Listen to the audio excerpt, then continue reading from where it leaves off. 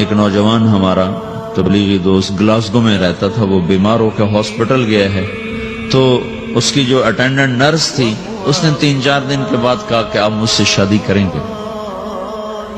اس نے کہا میں مسلمان ہوں، تم کرسچن ہو؟ کہا میں مسلمان ہو جاؤں گی، اگر آپ شادی کر دو تو میں مسلمان ہوں۔ اس نے کہا تم کس وجہ سے مجھے یہ پیشکش کر لیں؟ وہ کہنے کہ میں 3 دن سے تمہیں دیکھ رہی ہوں تو کہ تم نے ایک دفعہ بھی نظر اٹھا کے مجھے نہیں دیکھا، میں نرس ہوں، میری زندگی یہاں گزری ہے، میں نے کوئی نوجوان ایسا نہیں دیکھا جو لڑکی کو دیکھ کے نظر جھکا لیتا ہو، میں پہلی دفعہ اپنی زندگی میں کسی کو دیکھ رہی ہوں کہ جب اس کے سامنے میں آتی ہوں تو اس کی نظر جھک جاتی ہے، تو مجھے یقین ہو گیا تیرے اندر سچائی ہے۔ وہ مسلمان ہو گئے، اس نے آگے کتنی بچیوں کو مسلمان کیا۔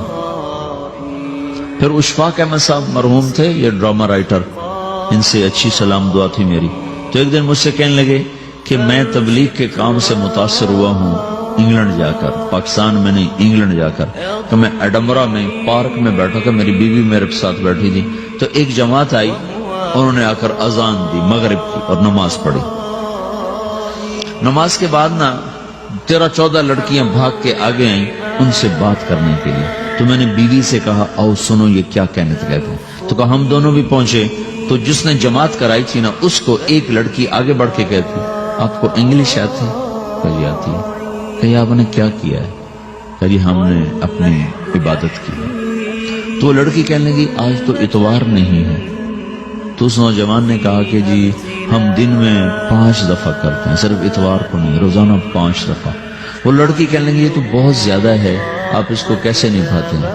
تو اس نے اس کو جواب دیا، 2-3 سوال اس نے اور کیے، جواب دیا، تو کہنے لگی اچھا بہت مہربانی، اس نے سے ہاتھ بڑھایا آگے ملانے کے لیے نا، تو وہ نوجوان کہنے لگا میں آپ سے معافی چاہتا ہوں، میں آپ کو ہاتھ نہیں ملا سکتا۔ تو اس لڑکی نے کہا کیوں؟ کہ یہ ہاتھ میری بیوی کی امانت ہے اور کسی کو نہیں لگ سکتا۔ تو لڑکی کھڑی تھی، وہ زمین پہ گر گئی، صرف اس بہت وہ زمین پہ گر گئی، کھڑے کھڑے وہ زمین پہ گر گئی، اور وہ بچوں کی طرح رونے لگی پھوٹ پھوٹ کے، اور کہنے لگی وہ لڑکی کتنی خوش قسمت ہے جس کے تم خامد ہو، کاش یورپ کے مرد بھی ایسے ہی ہوتے۔ جس رب نے نفسیات بنائی ہے وہ اگر کوئی عورت کپڑے اتار دے تو اس کی نفسیات بدل جائے گی، چاہے وہ مغرب میں پیدا ہو چاہے وہ مشرق میں پیدا ہو۔ عورت کی نفسیاتی حیا ہے اور وفا ہے، کسی وفادار کی تلاش ہے، تو وہ اس کو پتہ بھی نہیں ہے کہ مشرق کا حیا کیا ہے، لیکن وہ اس کو اللہ نے عورت بنایا ہے، اس کے اندر کی وہ نہیں مر سکتی چیز۔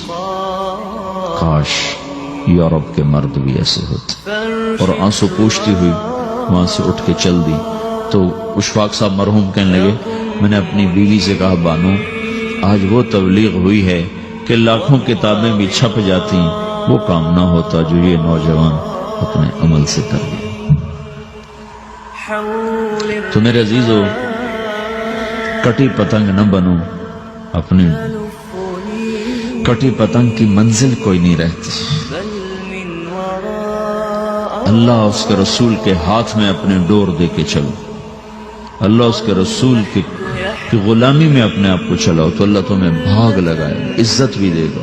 اپنی منمانی میں کوئی راحت نہیں، اللہ کی قسم کوئی راحت نہیں۔ 6 بر اعظم پھر کے تمہیں بتا رہا ہوں کہ جو اپنی ترتیبوں پر چلنے والوں کے دکھ آپ لوگ اندازہ نہیں لگا سکتے۔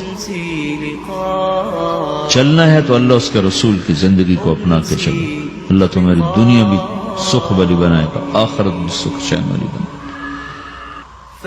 لیکن یہ سیکھنا پڑے گا، سیکھنا پڑے گا۔ تبلیغ اس کو سیکھنے کی محنت ہے اور اس کو آگے پہنچانے کی محنت ہے۔ تو یہ عمر ہے، اس وقت ساری دنیا اسلام کے لیے تیار ہے، چونکہ نظریاتی طور پر دنیا شکست کھا چکی، کسی کے پاس کچھ نہیں۔ تو ہمارے پاس ایک ایسا خوبصورت نظریہ ہے کہ جو ان کو بڑی تیزی سے اپنی طرف کھینچ سکتا ہے، اور اللہ کا احسان ہے کہ تیزی کے ساتھ نسلوں کا رخ اللہ کی طرف ہو رہا ہے۔ تھوڑی ہمت کرو، چھٹیوں کا وقت تبلیغ میں دو، باقی وقت اپنی تعلیم کو دو، گھر جاؤ تو ماں باپ کے خادم بن کے رہو، نوکر بن کے رہو۔